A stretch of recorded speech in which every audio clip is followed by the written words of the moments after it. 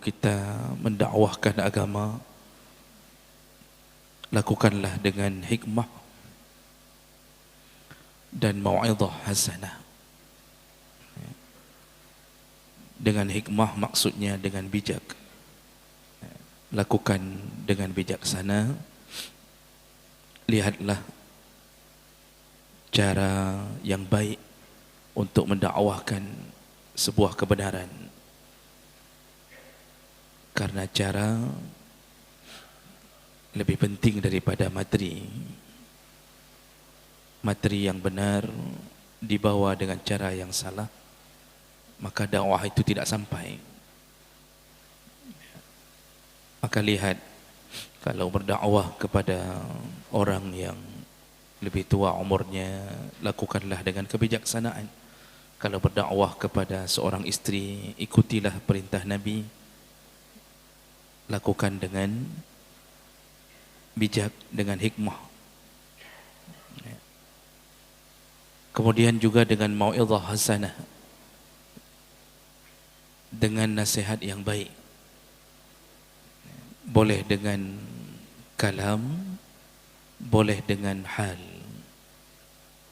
Jadi berikan mau'izah, berikan nasihat yang baik kepada keluarga ketika kita mendakwahkan kebenaran. Di minggu yang lalu kita telah ingatkan, apalagi kepada perempuan, Nabi telah memberitahu cara menghadapi perempuan. Jadi dikasih tahu kunci untuk menghadapi istri, menghadapi anak perempuan. Kata Rasulullah, istausu bin nisa'i khairan. Kalau engkau nasihati perempuan, nasihatilah dengan cara yang baik. Kenapa? Karena karakteristik perempuan yang tercipta dari tulang rusuk, dia mengikuti gaya atau sifat tulang rusuk tersebut. Kalau dipatahkan, kalau dikeraskan, patah. Kalau tidak pernah didakwahkan, maka akan terus bengkok. Itu karakternya perempuan. Maka perempuan, siapapun dia, apapun statusnya, paling mudah luluh dengan nasihat yang baik. Jadi jangan langsung main pukul. Pukul itu jenjang terakhir. Allah Subhanahu wa taala telah mengatakan, wallati takhafuna nusyuzahunna. Kalau engkau menghadapi istri-istrimu yang engkau khawatir dia akan nusyud, jadi sudah ada tanda-tanda dia akan nusyud. Nusyud itu membangkang pada suami. Itu biasanya macam-macam modelnya. Ada yang tidak taat lagi, tidak mau lagi melayani suami, sampai pada urusan-urusan yang disunnahkan dalam pelayanan terhadap suami, termasuk tidak mau lagi masak, tidak mau lagi mencuci baju suami, walaupun itu tidak sampai pada level wajib. Yang wajib itu cuma satu, melayani kebutuhan biologis suami, cuma itu yang wajib. Tapi yang lain itu pendukung untuk mendapatkan redha. Nah, kita sudah mulai lihat tanda-tanda ini sudah mulai melawan. Jangan ambil langsung keputusan seakan-akan istri berada di posisi bersalah. Tapi lihat dulu siapa kita di hadapannya. Mungkin yang menimbulkan masalah itu kita. Coba lihat dulu berapa wang belanja yang kita kasih. Kita kadang-kadang lupa menghukumi istri dengan berbagai kesalahan, padahal orang yang layak kita beri nafkah, tidak kita beri nafkah dengan baik. Wajar istri mulai membangkang. Atau sifat kita yang tidak layak dihormati oleh istri, mulai dari maksiat, setiap malam pulang jam 2, duduk di kedai kopi dari habis maghrib, maghrib tidak ada, Aisyah tidak ada, pulang jam 2, mulut berbau bahkan kadang-kadang berbau narkoba. Lalu kita minta agar isteri taat. Ini tipe ini lupa diri. Tapi selalu melihat seakan-akan isteri berada di posisi bersalah. Dia lupa diri. Jadi lihat dulu keadaan kita, perbaiki dulu diri kita. Setelah kita yakin kita berada di posisi yang benar, kita telah tunaikan nafkah, kita bukan ahli maksiat, kita menyayangi isteri dan anak, kita lakukan kewajiban sebagai seorang suami, lalu isteri mulai ada tanda-tanda membangkang, macam-macam. Bisa jadi dia telah menemukan selingkuhannya, bisa jadi dia terpana dengan orang yang lebih kaya, mungkin kita honorer, ada orang yang mengganggunya, mungkin PNS. Ini tidak bermaksud semua PNS tukang ganggu istri orang, tidak. Contoh, jadi sudah mulai itu. Semua nama WA dibuat kabur, tidak jelas siapa nama penerimanya, tidak jelas. Ini yang begini bagaimana kata Allah? Kalau engkau ingin menangani istri yang sudah ada tanda-tanda dia akan membangkang, maka langkah pertama adalah fa'idhuhunna. Disuruh kasih mau'idhah. Tadi itu dakwah kata Allah, berikanlah mau'idhah yang baik. Mau'idhah itu kasih nasihat yang baik. Panggil dia, dudukkan dia. Lalu berikan nasihat yang menyentuh ke hatinya. Enggak perlu pakai mukadimah seperti orang khutbah Jumaat. Tidak perlu memulai innal hamdalillah nasta'inuhu wa nastaghfiruh. Itu belum habis rukun pertama dia sudah pergi pukapungo lakolong ya. Tapi sentuhlah hatinya dengan cara yang baik. Kalau perlu menangislah di depannya. Oh, tidak mau menangis, bawakan kalimat yang baik. Ingatkan posisi seorang istri, ingatkan bagaimana status seorang suami di hadapan istri. Tapi dengan cara yang baik. Istri atau semua perempuan itu kalau dinasihati dengan yang baik, mereka luluh. Nah, itu kata Allah. Jadi langkah pertama fa'idhuhunna. Masih juga tidak berubah, ambil langkah kedua. Wahjuruhunna fil madaji'. Pisahkan ranjang. Nah, maksud pisah ranjang ini bukan sekedar bermakna tidak tidur bersama, bukan itu saja. Itu kecil sekali itu. Karena ada orang yang memaknakan seperti kalimat itu langsung, sehingga dia cara menghukumi istri, dia mengatakan mulai uronyo, mulai hari ini kita tidak lagi tidur satu kamar.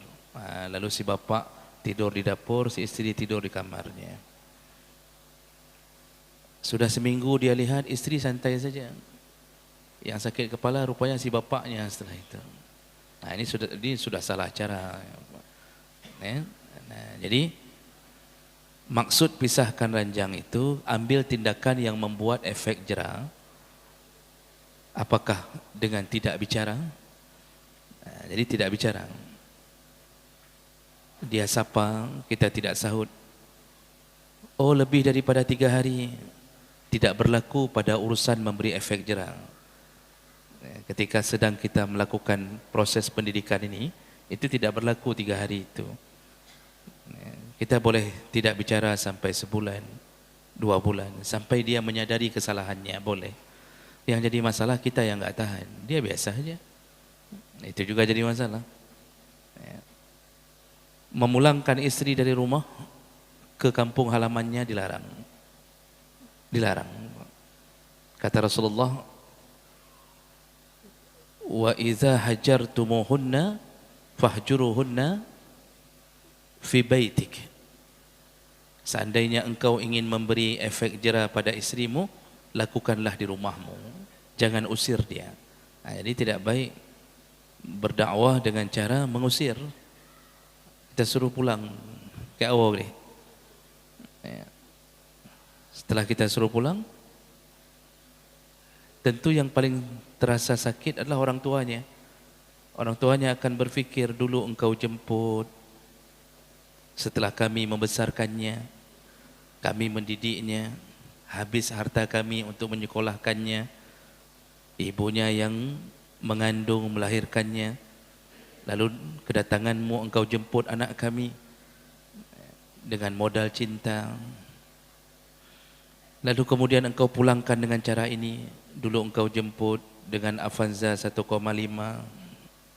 lalu engkau pulangkan dengan L300 tidak ada jendela. Ini berefek pada sakit hatinya orang tua, maka jangan lakukan itu.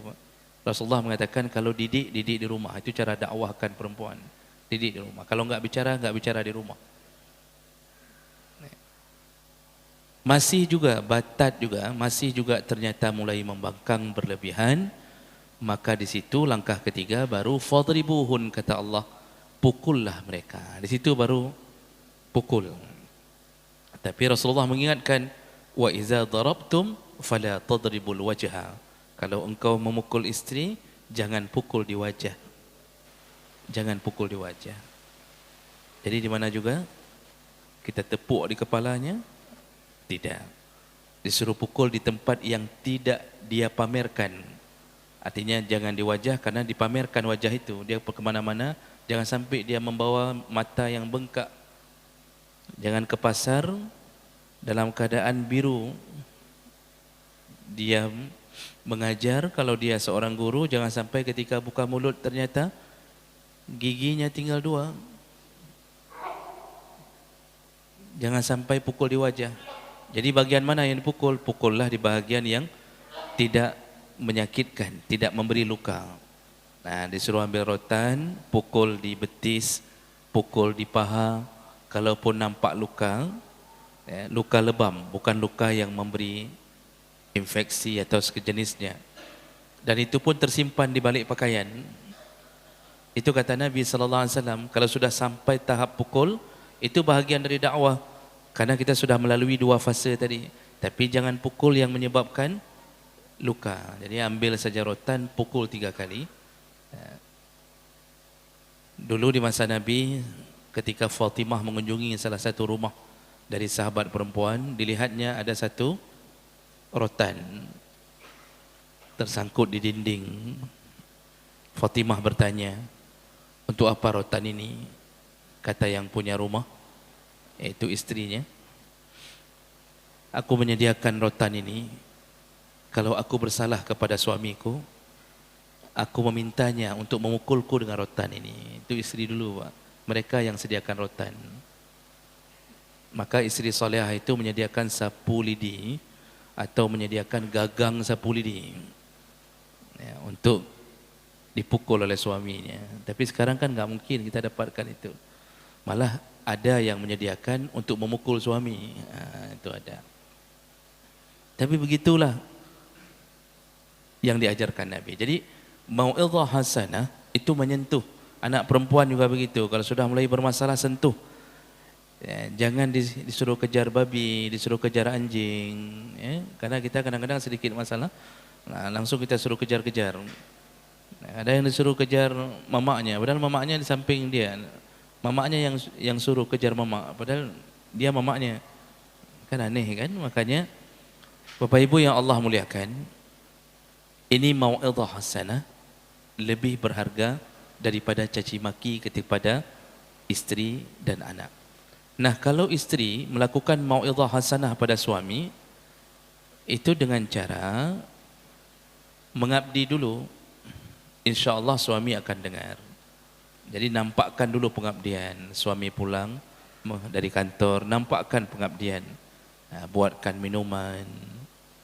Kalau perlu diurut dulu kepalanya, diurut kakinya. Nah, apapun yang dia inginkan. Kalau dia ingin makan apa, disediakan.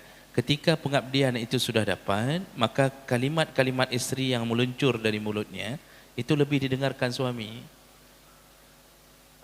Tapi kalau langsung model nasihat tanpa pengabdian, itu suami tidak mau dengar. Jadi semua itu memang perlu cara. Semua perlu cara. Siapa yang kita hadapi?